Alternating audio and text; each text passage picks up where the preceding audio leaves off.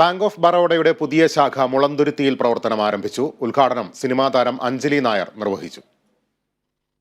ഇന്ത്യയിലെ പൊതുമേഖലാ ബാങ്കുകളിലൊന്നായ bank of ബറോഡയുടെ പുതിയ ശാഖയാണ് മുളന്തുരുത്തിയിൽ പ്രവർത്തനം ആരംഭിച്ചത്. ഉദ്ഘാടനം സിനിമാ താരം അഞ്ജലി നായർ നിർവഹിച്ചു.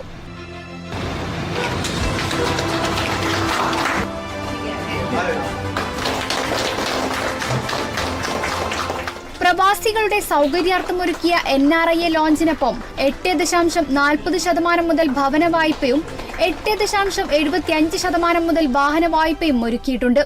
കൂടാതെ zero balance current account, zero balance savings account എന്നിവയും ലഭ്യമാണ്.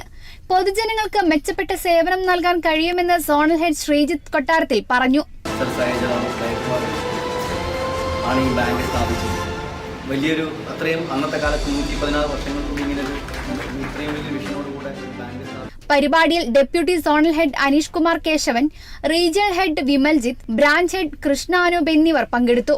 Kerala Vision News, Kochi.